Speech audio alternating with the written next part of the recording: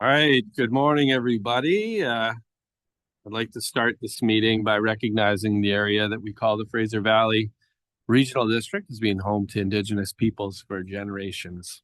There are 31 different communities with reserve lands here in the FERD jurisdiction, and as many as 69 different groups with interest in this area. This diverse landscape means that there are many different viewpoints that need to be considered when we make decisions.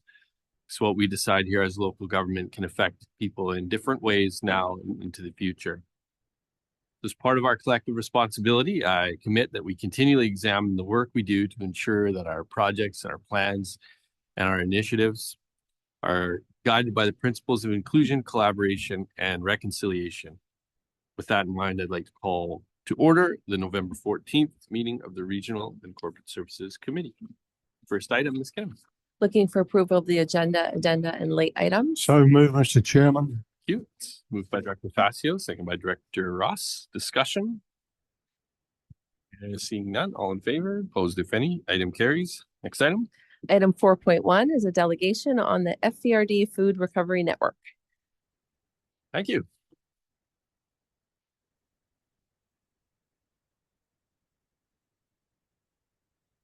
Morning, Jessica. Jessica, right? Yeah, morning. Good morning. Good morning. It's a pleasure to be here. Thank you so much. It's been a few years actually since I've been in this room. I don't know if there's many people still the same faces from last time, but it's a pleasure to be back. My name is Jessica Regan, and I am the CEO and the co-founder of FoodMesh, and we help build food recovery networks for businesses and governments across Canada. So for those who are not really familiar with the food waste problem, there was a new study that was released on October 22nd by Second Harvest, and there's some new statistics on food waste that I'd like to just share with everybody. So 46% of all the food that is grown in Canada is either lost or wasted along the supply chain, and at the residential area. And that's down from 58%. So we are seeing some progress on that front, but there are some things that are still alarming. And one of that is the fact that food insecurity is actually growing. When I first started this project back in 2016, the food insecurity is 1 in 8. It's now 1 in 4. So we are trending in the wrong direction. And of course, food waste not only has social, economic, but also environmental, where 8 to 10% of global greenhouse gas emissions come from food loss and waste. So it's a major problem on all fronts. So just digging into it a little bit, you can start to see where the food ends up. So one of the things that's notable is 41% of the food that is wasted is actually avoidable. It's rescuable. It is ending up in our waste streams, and it has an opportunity to find other end uses, humans, animals, and so forth. So you can start to see that 1/3 of the food ends up in our landfills, 25% goes to compost, and just under 1/3 goes to animal feed. But only 3.3% of this food is actually rescued by humans. So anybody can quickly see that why do we have such high waste, high food insecurity, and such a lost opportunity? So it really is an untapped opportunity that we need to really continue to focus on and support. So FoodMesh was started with the idea that we don't have a food shortage problem. We have a connection and distribution problem. When we have surplus food, it's really hard to find extra secondary markets. Sometimes businesses do give to the food banks, but they're only giving when they remember or if there's a champion. But oftentimes there's the myth of liability, or they just can't be bothered, or it's easier and cheaper just to throw it out. So our work is to really help create those connections, restore trust into food donations and food rescue. And we do that by helping connect, coordinate, and measure the movement of unsold food to higher end uses, specifically animals and charities. And we are a B Corp. So a B Corp is, I'm not sure if people are familiar, but it's a social impact business where we measure kind of making sure that we're help a very sustainable business, governance, community, and so forth. So where do we fit into the food recovery ecosystem? So we are providing the technology and services. We're kind of like the support infrastructure underneath a very thriving, vibrant network that exists within your own backyards. So there's charities and agencies and upcyclers and resellers and all these really interesting innovators that are happening in your own backyard, but oftentimes they're disconnected. So our job is to go and identify all of the different players on the supply and the recipient side, and make sure that we're creating and fostering really great matches and connections. And so our job is to, like I said, identify the ecosystem and provide support in various different ways. So we have a couple of different services. Our big focus is diversion and measuring in order to reduce that food waste. So about the project, pardon me. So our first food recovery project was actually right here in the Fraser Valley, where we piloted this concept of a food recovery network. And it started in 2019, and the idea was that there'd be 3 pillars that guide our work. The first is education and advocacy. The second is network support and matchmaking. And the third is measurement, because you can't really change what you don't measure. And so for the advocacy, what's happening here? Sorry, I'm just going to give our staff a quick question or a quick second here to deal with these. I think they're trying to deal with the closed captioning that's going on in the bottom here. So It's a lot. Our apologies. There's- It's automatic. we'll I'm automatic on Zoom. let her do I think that. there we go. Alrighty. We got it sorted. All right, great. Okay, so the first pillar is advocacy and education. So in order to change behavior, there needs to be awareness and education. A lot of people are not aware of the problem of food waste. In fact, a lot of businesses, it's the last thing on their mind. They see it as a nuisance. It's usually between 5% of the cost. So they just see it as a cost of business, and they don't really act on it unless they have to.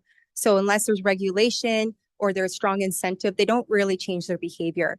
And so having advocacy and letting people know that, yeah, just take a look at your waste and where it's going, and let them know that there are solutions in their own backyards, and just to get them to like start thinking about the problem in hopes that they would change. So these are just some of the snapshots of different things that we've been doing in your community to help educate, to provide connections, to provide resources, working with your chambers, working with the food recovery network or the food recovery organizations, doing blogs, spotlights, social media, all these different things that is geared towards helping, again, put it on the radar, making sure that it's not this like negative thing, that there's very positive and beautiful things that are happening to inspire change.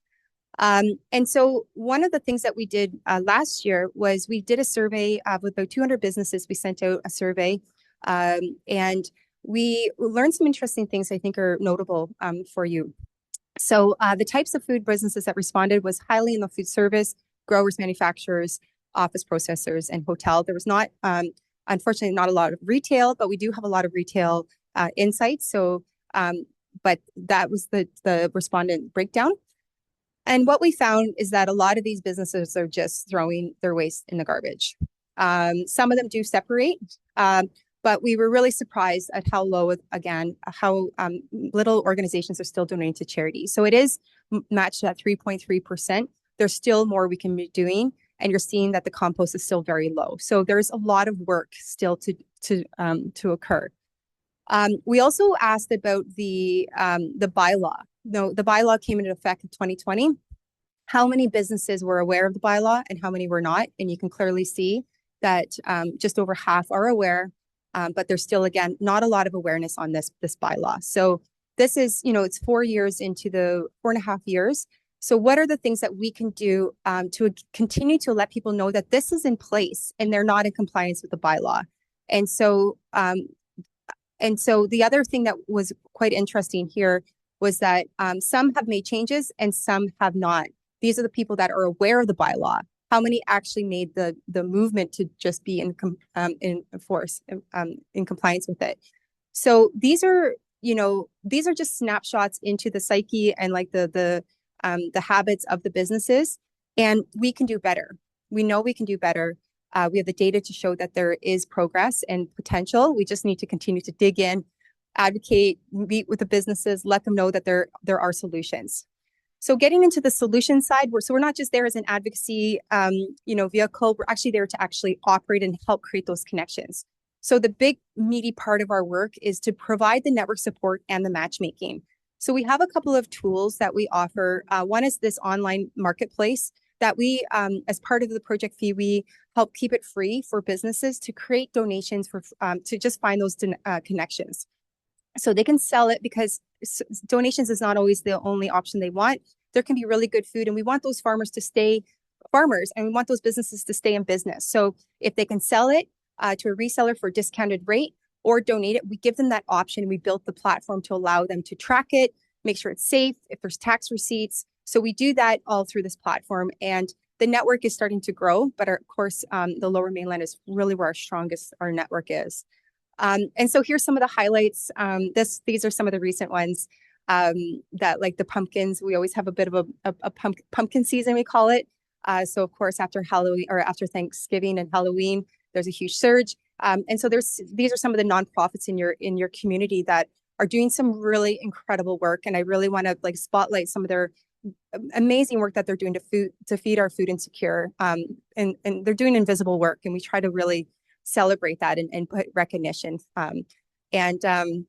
So another thing that we built too is how do we demystify and allow people to see who's in the community? So we built this public portal, and we also have a hotline. And this hotline is designed for any businesses that reach out to you. Let's say you get a call with a business saying, my buyer canceled, I've got a truckload of food. What do I do? You can call us. Part of our project service is to be there for them to find those ad hoc matches. We are there for them. Have them call us. And we have this public portal that allows people to find out if they just want to do a self-serve. It's there for them. It tracks the metrics in real time. And this is something that we keep live on your project page as a resource for your community. And last slide is, so of course, measurement. Like I said, you can't change what you don't measure. And we always try to figure out what is the impact of our work? How do we know we're actually doing, like we're actually moving the dial? So when we first started the project, the community was at 61 organizations, and we diverted just under 100,000. And then today we're at 219. 4.4 million meals have been rescued in the community. Kilos, and then 6 million meals. And then of course, help averting that amount of CO2. So we know we're moving the dial, and a lot of these businesses come and go. So the network it's very dynamic. Every year it's changing. But again, we're there to keep it active, to support them, and to make sure that they give food a second chance. So thank you. Thank you, Jessica, for your presentation. Nice to see you again. I think I was one of the faces that was still around the board when we started the pilot project. So it's nice to see where we've got to today. Any questions from board members? Director Horn, go ahead. Thank you.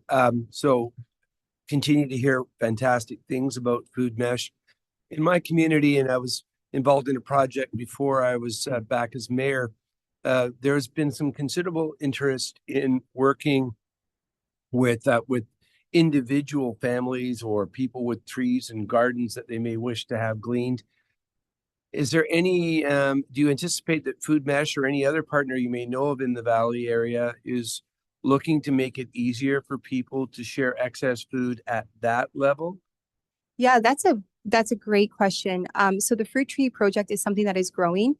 We really focus on B2B, like businesses and organizations, but at the same time, our job is to support that ecosystem. So if there is surplus through an organization, let's say the Fruit Tree Project, we can always add that as a resource onto the portal so that, like I said, and if people call us, we're just a referral machine. So if we know that, and like I said, there's also other service providers like Too Good To Go and all the different apps. Our job is we get an inquiry, we have to know what's all active there, and then we just create those matches. So if we get an inquiry, we would happy to make those matches.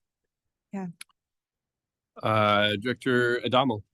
Thanks very much. Thanks for your presentation, by the way. It was really quite enlightening. Some staggering numbers right from the beginning. My question is related to First Nations. I have a couple of First Nations farming communities.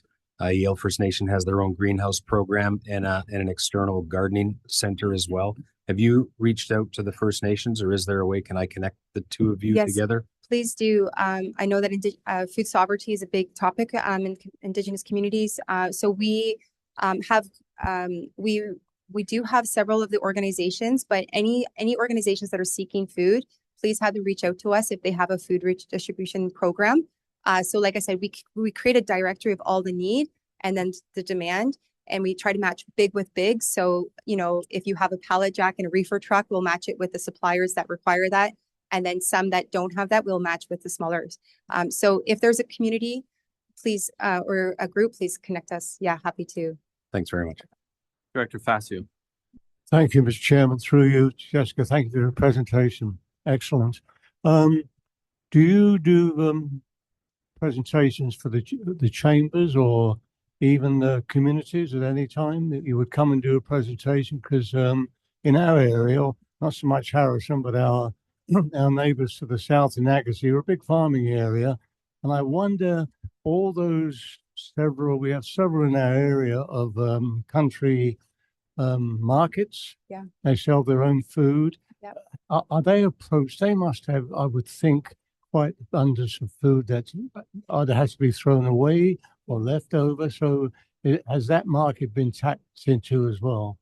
That's a great question. So like specifically like farmers markets and yeah, so we have reached out to any sort of organizations that have surplus and again, let them know that if there is any surplus to ad hoc or recurring to let us know and we'll create those matches. So there's, I forget, there's several dozen like nonprofits groups, Bowls of Hope, of course, Chilliwack Salvation Army. So we often connect them and if there's events, either we'll attend or we'll ask one of the charities to attend and create those connections. So sometimes we don't always get to track the impact of those matches. So we create those matches and then they go off. Future work, we'd love to be able to do an aggregated, find out, okay, how much did you collect over the year? So our data work needs to get a little bit deeper.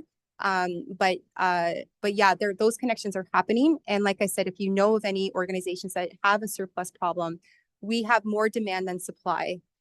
We have more organizations coming to us asking for food than donors. So we need the businesses to know that not only do they have to divert through the bylaw, there's viable solutions that we can save that food. So we just need more businesses to call us.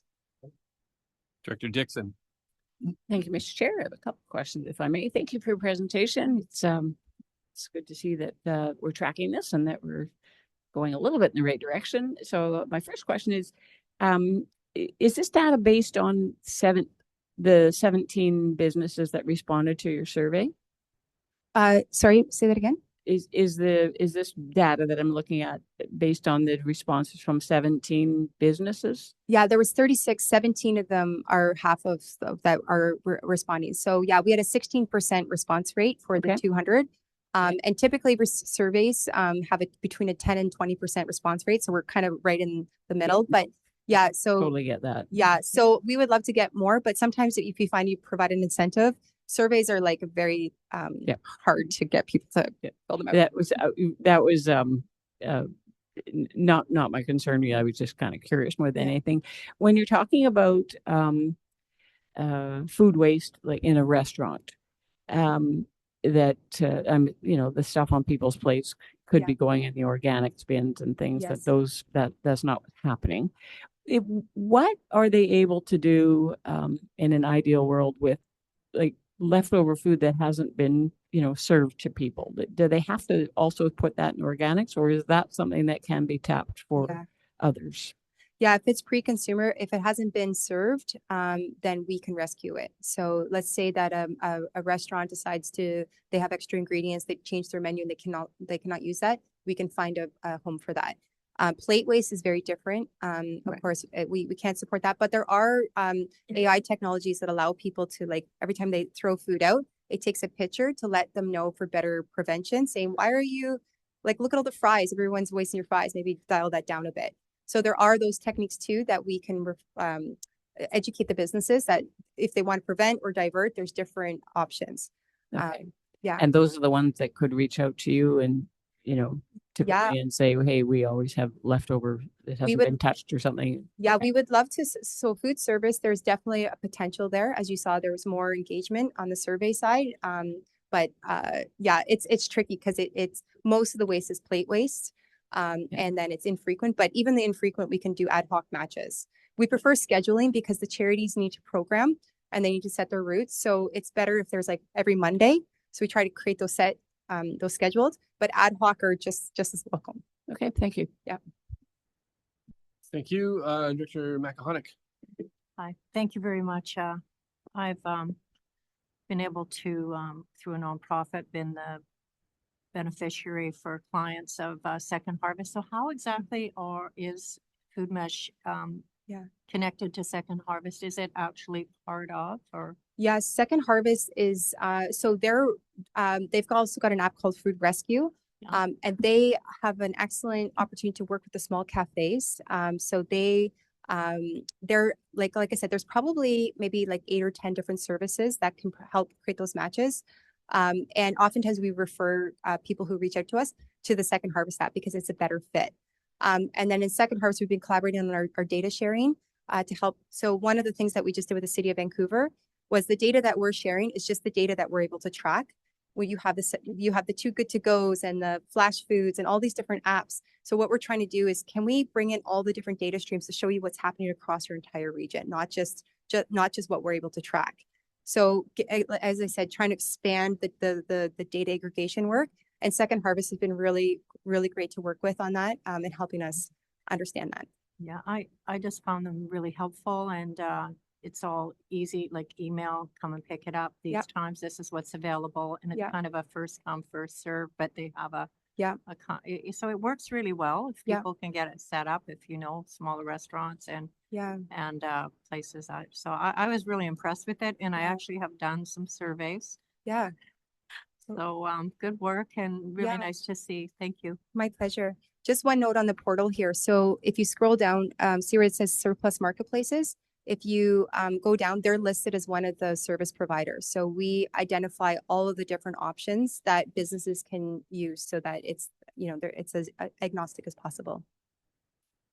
Okay, I don't see any other questions, so yeah, just maybe ask a couple. So I know when we chatted before, Yeah. the challenges, and you hinted at it, that the need is still far surpassing the supply right now, and so a lot of that supply is basically wasted, a third of it going to landfill or whatever, 30%. Who are the big, and also in your surveying, the big gap was those retailers, the big retailers. So I know Pattison Food Group is involved, Yeah. and I know I hear lots about how committed the Save on Foods stores are to this. Yeah. Who else who are the big glaring ones that are not participating right now, and why?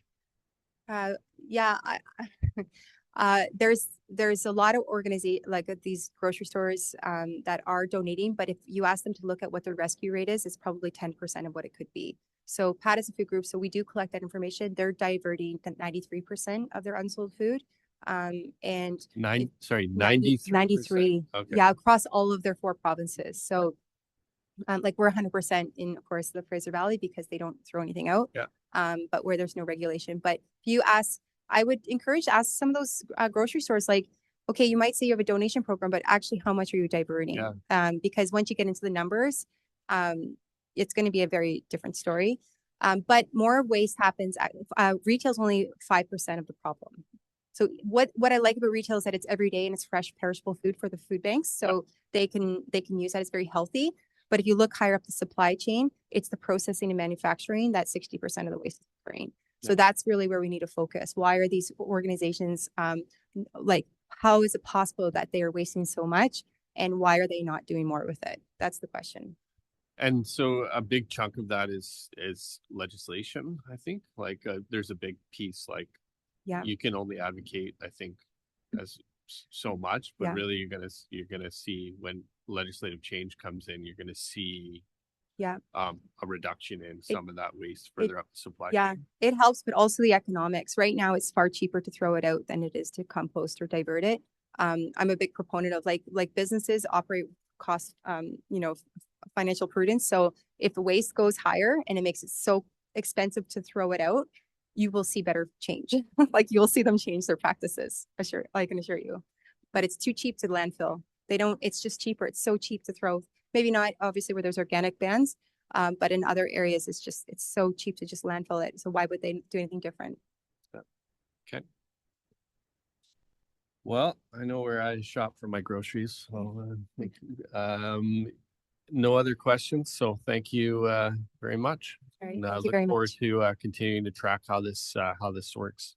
Thank you. And thank you for the opportunity. It's been a pleasure. Thank you. Ms. Kinnaman, next item. Oh, go ahead. Sorry, I'm just wondering, this is such a good news story. I'm wondering if we could put out some kind of news release about it, not just to share a good news story, but to maybe encourage other retailers who are not participating that it's very worthwhile, maybe.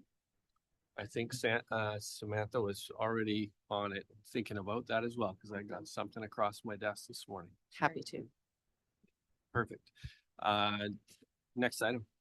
5.1 is the draft Regional and Corporate Services Committee meeting minutes of October 10th, 2024. Thank you. It's moved by Director Siemens, seconded by Director Pranger. Discussion, hearing none, all in favor, opposed if any, item carries. Next item. 6.1 is the regional grant and aid applications for the 2025 budget year. Okay, there is a staff recommendation there. Have a mover and a seconder. It's moved by Director Popov, seconded by, who's gonna let it? Director Adamo. Discussion. Director Adamo. Just a quick question to staff. How many applications actually came through that may have been or that were rejected? If this was the finals that was submitted and accepted? Yeah, we'll just look back to Ms. Lonsborough and her team. Thank you. Through the chair to Director Adamo, all of the applications were included. Looking at my colleague Kinga, they were all referenced in the report, so there were no other ones. Thank you. Okay, Thanks. Director Horn, go ahead. Yes, and following that, the report indicates accepted, rejected, and partials, and so forth. Hard to disagree with the rationale around the Mission Downtown Business Association application. But I also noted in the reference materials that when we get the PDF, it cuts off some of the narrative from the application. And so I don't know whether staff can forward that to me so I can read it fully and then double back. Because I was away, I didn't have a chance to sort of look at this earlier and talk with the DBA. Again, I will support the motion. I think that the rationale given by the committee was wise, but it would just be useful in the future if the documents that we got contained all of the narrative. It cuts off and doesn't seem to scroll the way the fillable form would. So thank you. Okay. Other comments or questions? Don't see any. Call the question. All in favor? Opposed if any? Item carries. Next item. 7.1.1 is the Regional Solid Waste Management Initiatives update. Thank you. Any questions on the information item? Director Horn, go ahead. Sorry, I've got a few different ones today, and this is one of them. And it's interesting, Director Ross spoke of the idea of getting out some media on good news. I'm going to focus on some of what I'll call the messiness of solid waste management at a provincial level. And so I'm just sort of giving a bit of an ask to staff to help us with two things, perhaps by the time we get to the regular board meeting. I have a bit of a bee in my bonnet when it comes to the way we communicate to the community. And I don't mean the regional district. I mean many different governments, local and provincial, around recycling programs. It's very complex. And I see here that we've got Recycle BC on our WasteWise website, and I've looked it up.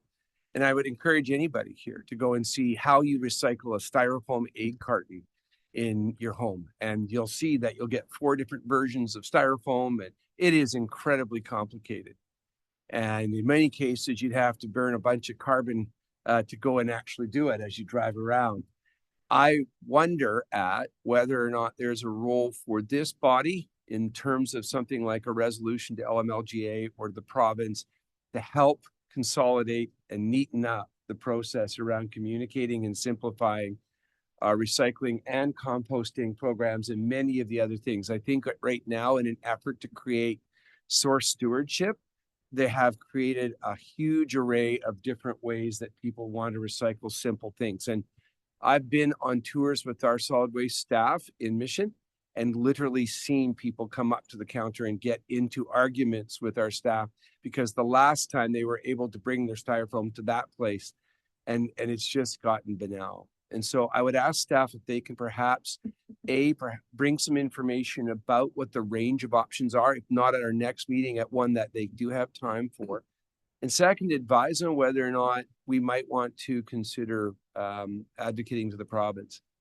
The second of those items that I'm interested in is, and we can have more of an offline discussion, listening both at the Mission Council presentation and at the most recent regional district presentation, I wonder at the efficacy of our Wild Safe BC programs and whether we're doing enough. This report does a good job of identifying how we continue to have issues with black bears, and that's people having those conflicts in their neighborhood. But we're not talking about also what they're happening at our landfills, and same thing with other species like eagles. Again, I wonder whether there's a role for us to be asking the province to allocate more resources in terms of how solid waste is interfering both at the urban and wild level with wildlife. So just wanted to give kind of a heads up that I'll be asking more questions about that at the open board. And I'm happy to talk with staff offline, but I do think maybe it's time for local governments to ask the government to bring things into a better resourced and more coordinated approach. Thank you, Director Horn. Good points. Any other comments or questions on the information item? Don't see any. Let's move on to the next item. 7.2.1 is the North of Fraser Transit Service Feasibility Study Update. Thank you. There's a motion there. We have a mover and a seconder. That's moved by Director Horn, seconded by Director Johnson. Discussion, Director Horn. Sorry, and as I said, I had a few items on this agenda. And That's this, okay. You stacked some up. You were away on. That's right. Exactly. Precisely. This one's an important one. Director Pranger and I have been talking a long time about this North Fraser service, and I know that Director Smith is also keen to hear it in Hope. I have recently, last week, had an opportunity to speak directly with the CAO of BC Transit, and I'll have more to say about that at a future meeting. I've given a heads up to our staff here that I'll be having some conversations at missions level, and then that would likely bring us some stuff here. In a nutshell, I can say that we have some strong support for this, what I'll call the eastern leg of the 701 or of the North Fraser, but we also have to have some equal consideration for what happens when people get to Mission and travel west, because there are implications for us in terms of the western leg, which is currently offered by TransLink, not by BC Transit, and West Coast Express. So in a nutshell, I'll be asking as we get to future meetings for the board to support a coordinated approach, to fully support and want to move forward with this leg. But based on the conversations I had with BC Transit, a similar timing will work if we ask for the western leg to be addressed. It's a different set of tools, but an important one to do at the same time. So I just wanted to give a heads up and ask folks to be mindful of the fact that we'll need that support as well. Thank you. Thank you. Other questions, comments? Director Pranger. The north of the Fraser Transit is not only important to Mission and Kent, but also to the First Nations and the regional districts that are between the two municipalities. And I think we have to keep that in mind when we move forward, so that we're thinking of them as well as the municipalities. Thank you. Thank you, Director Pranger. I think similarly to your comments around the province needing to take a bigger role in solid waste management and the coordination of solid waste management, I would argue that regional and interregional transit is probably another one where they could stand to take another coordinated and larger role. And for far too long, I think communities along the North Fraser have been kind of waiting patiently for their turn to get transit. I mean, let's face the facts, it's a dangerous situation when you have people walking along the low heat highway or in remote locations with no lighting and safety challenges and stuff like that. So I'm glad, Director Horn, that Mission will be supporting some of this important work, and certainly from my perspective, pledge to support Mission in their work.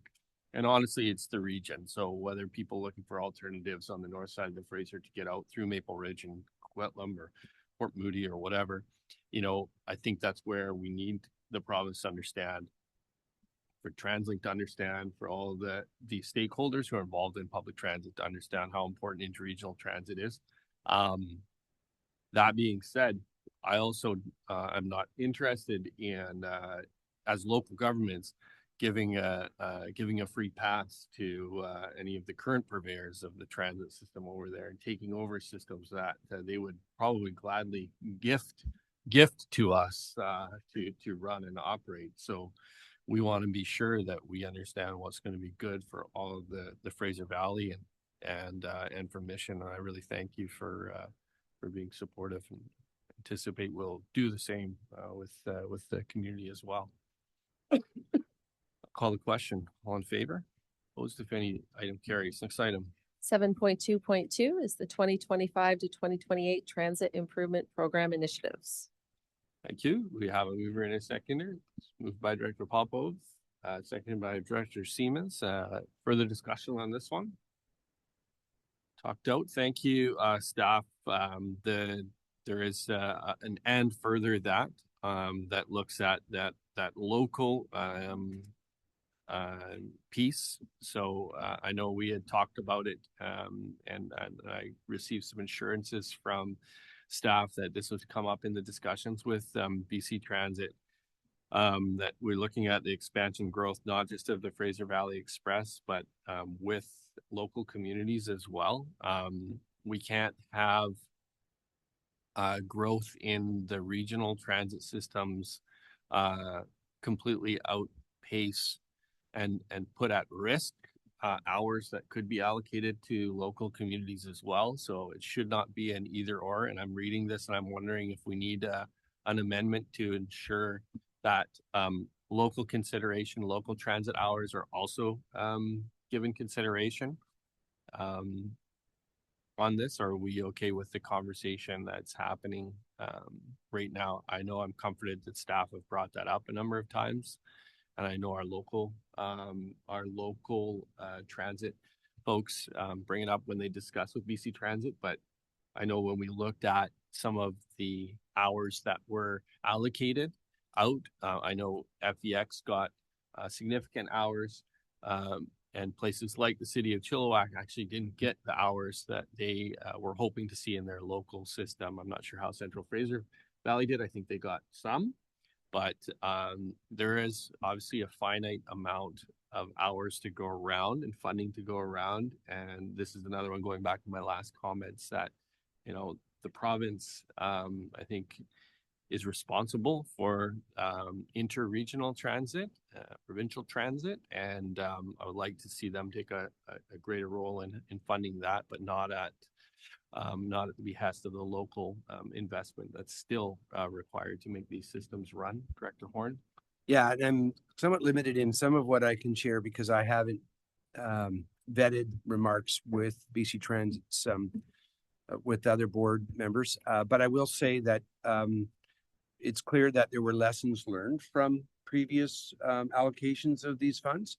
And that I think it was one of the rare in recent memory times when the province funded some but not all. So I think there have been revisions made to those criteria. And I don't know whether an amendment is needed. I do think what I understand is happening at BC Transit is they're looking at the warrants. And if you have applied and not been successful, that does play a role in where you stand the next time around. Yeah, like I said, I'm comfortable with hearing directly from staff. The conversations are happening, and so I think for these purposes, we move with the motion that's been moved and seconded. It's fine. And don't see any other comments. I'll call the question. All in favor? Opposed? If any, item carries. Next item. Moving down to reports by directors. Directors, that would be your opportunity. Director Facio. Thank you, Mr. Chairman. Just it's that time of the year again, and November the 23rd is the Festival of Lights in Harrison Hot Springs. The skating rink is up and running, and there's going to be fireworks this year as well on that evening. So come along and bring all the children and families. It's going to be a wonderful display again this year. And again, if you're lucky enough to bump into some guy called Leo Facio, you may get a treat. Thank you. Just don't bump into him on the skating rink. That's anything. Director Smith, go ahead. Yeah, I just want to thank the regional district here for the upgrade in our arena in Hope. Peter Dom and I were there. We greeted the place was packed with people, the volunteers, you know, the people that came out to skate and enjoy the family time with our new excited arena and the great green space that we've made to make it more environmentally friendly in our town. And just want to thank everybody for supporting us in that. Thank you, Director Smith, and I'm sorry I couldn't make it out there. I know my younger brother was out there chasing around Director Adamo there on the ice. So, but it sounds like it went. Sound like it was a great party. So, yeah, looking forward to. I hear this. There may be another one even after. So, yeah, it's great, Director Adamo. Thanks very much. Mine is more of a PSA as we have these dark, rainy evenings right now. I've noticed tremendously high numbers in the rural areas of people walking on the sides of the streets in dark clothing. And if we can just get a message back out there through our own website or something about that safety on rural streets is really important right now. We don't have the street lighting, and no one's asking or advocating for more street lighting, but we need to be cautioning these children and youth that are walking on the sides of the roads to wear some brighter clothing and get away from the black jackets, just for safety and for everyone else's well-being. Thanks. Good reminder. Director McElhonick, go ahead. Thank you. I just want to extend an invitation to any of our directors that, and a reminder that the fundraiser for the flood impacted residents of the Chilliwack River Valley, the Rally in the Valley, is November 23rd. And if you do plan on attending, today is the last day. We're going to have to cut off tickets. It's pretty much sold out.